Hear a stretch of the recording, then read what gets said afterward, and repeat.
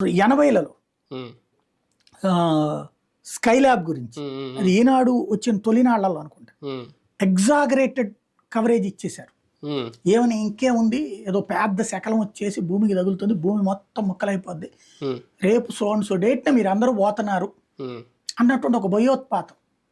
అది ఈనాడు ఉన్నదో లేదో నాకు ఐడియా లేదు. అప్పుడైతే మా నాన్న చెప్తా ఉండేవాళ్ళు ఎప్పుడు కూడా స్కై ల్యాబ్ అంటే చాలామంది తెలిసిన వాళ్ళందరూ ఆస్తులు దానం చేసేశారు, ఉన్న డబ్బులన్నీ దానాలు చేసేశారు. ఎందుకంటే ఎట్టగా చచ్చిపోతున్నాం కదా, దానం చేస్తాన్న పైలో మంచి లోకాలకి పోతామని చెప్పేసి డబ్బులు దానాలు చేసేశారు, ఆస్తులు దానాలు చేసేశారు, ఎక్కడెక్కడో తిరిగి వచ్చేసారు, అంతా అయిపోయింది.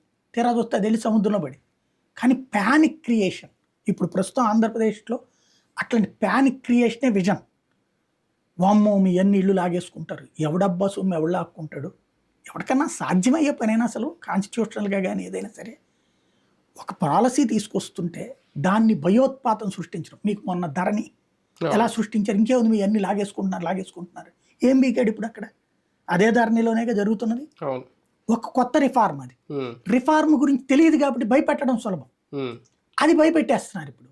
లైక్ ఇప్పుడు తలాక్ గురించి ఎంత భయపెట్టేశారు, అవును. ఇప్పుడు ఎంత ప్రశాంతంగా ఉంది. అంతే. అయోధ్య రామ మందిరం కడుతున్నారంటే ఉమ్. ఏమైపోతుందో అన్నారు. ఇవన్నీ భయోత్పాతాన్ని విజన్ కింద చూపెడుతున్నాం మనం. మరో కీలక అంశం, దాదాపు 4.5 ఏళ్ల పాటు జగన్కి మోడీకి ఉన్న సాన్నిహిత్యం గురించి చాలా ప్రచారం చేసింది ఇది తెలుగుదేశం పార్టీ. ఈ ఈ 4.5 ఏళ్ళు ఎందుకు అన్నారంటే, ఈ 6 నెలల నుంచి పెద్దగా ప్రచారం లేదు, ఎందుకంటే వీళ్ళకి అటు వెళ్ళి మూడ్ రావడం, కలిసిపోతారు అనుకోవడం, ఇప్పుడు కలిసిపోవడం. ఇప్పుడు మోడీ కలయిక అనేది ఈ కూటమికి ఎంతవరకు అతిపెద్ద అసెట్ అవుతుంది, అది ఎంతవరకు జగన్కి వైసీపీకి మైనస్ అవుతుంది? ఖచ్చితంగా కూటమికి అసెట్ ఏంటంటే మళ్ళీ మోడీ వస్తాడన్నటువంటిది అక్కడ కనబడుతున్నటువంటి ఫినామినా. 90% అందరూ అనుకుంటున్నారు, ఓ 10% మాత్రం అనుమానం ఉంది.